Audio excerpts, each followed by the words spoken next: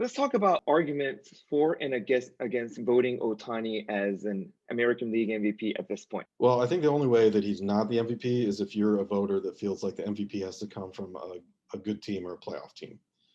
I think that 20 years ago, most of the voters probably felt that way, and the MVP generally was like, who's the best player on a playoff team?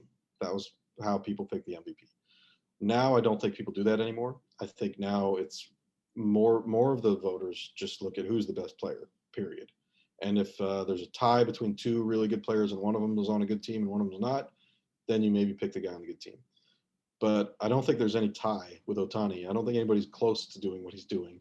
And so I don't think it matters what the Angels' record is or how the Angels do in the playoffs. I think he's, if the season ended today, he's the MVP unanimously, probably.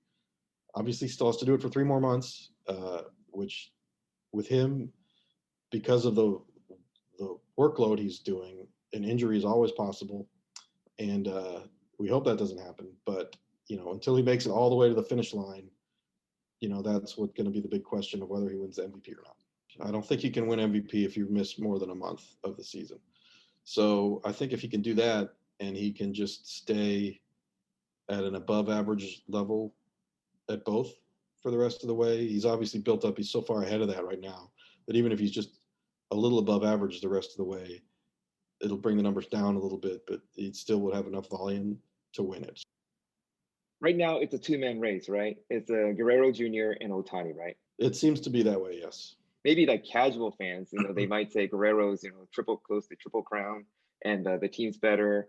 But I guess baseball writers have kind of evolved over time, right? Yeah, and I think that the fact that Ohtani's pitching just blows away anything that Vlad Jr. is doing. And plus their hitting numbers are comparable. And Ohtani's pitching.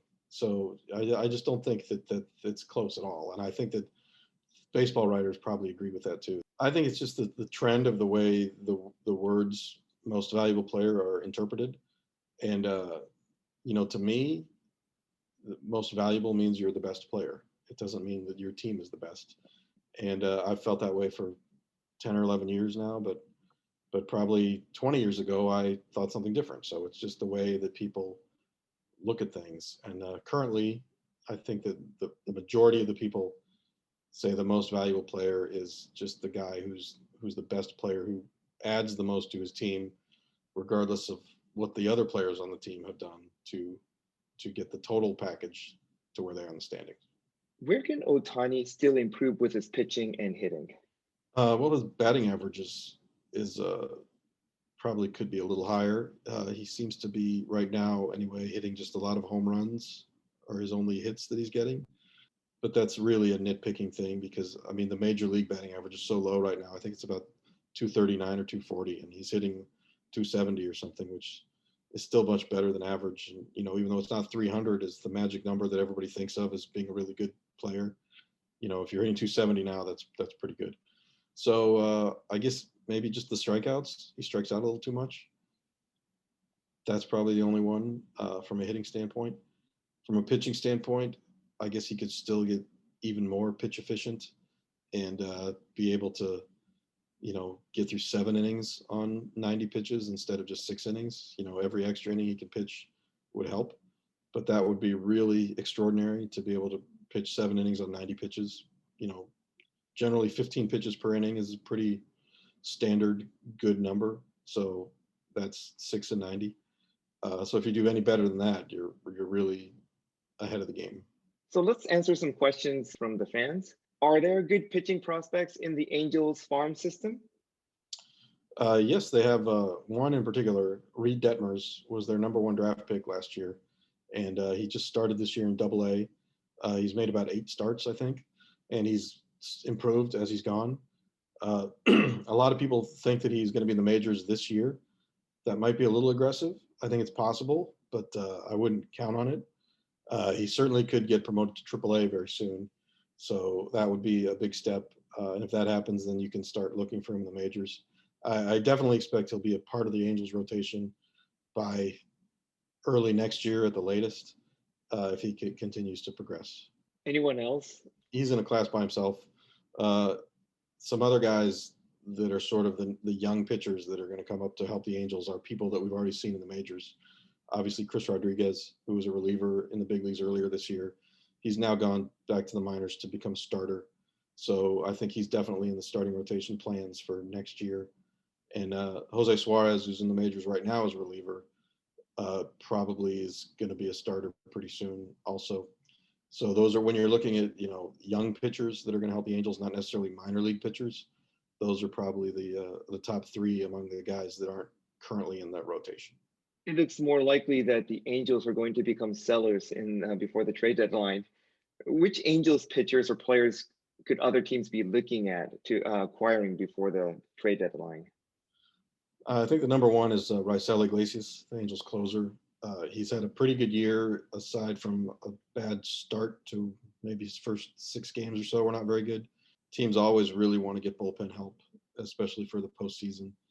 And he's going to be a free agent at the end of the year. So, if the Angels are not going to contend this year, there's no reason for them to hold on to him. The top closers actually do pretty well in terms of what you get back in trades. The lesser relievers, you don't get as much. After that, Andrew Heaney, Alex Cobb, those guys could both be traded. They need to pitch a little better than they have lately, though, to really maximize their value. Dylan Bundy is going to be a free agent at the end of the year, but he's really pitched poorly this year. So if the Angels do trade him, it would be some other team just probably not giving up very much and just hoping that he bounces back in the final 2 months. Position player-wise, Jose Iglesias, their shortstop, has actually had a pretty solid year, and he's gotten a lot better defensively as the year's gone on.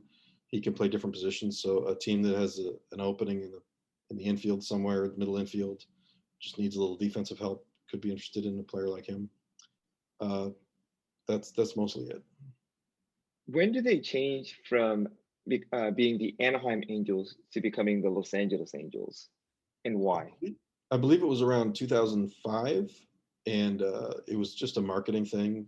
I mean, if you're trying to have people know who your team is outside of California, a lot of people don't know where Anaheim is. Probably people in Japan have never heard of Anaheim, but they know Los Angeles. So basically, if you want to say Los Angeles Angels to somebody in Japan, they know what that means. If you say Anaheim Angels, they don't have any idea where Anaheim is. Bundy has been struggling. Is there a chance of him being demoted to AAA? He will not be demoted to AAA because after a player has been in the majors for more than 5 years, you can't really send them to the minors anymore. Essentially, he would be released is what would happen if they wanted to not have him on the roster. The other possibilities are they could put him on the injured list if they find something wrong with him, or they could put him in the bullpen. Those are really the two most likely scenarios if he's not going to be in the rotation.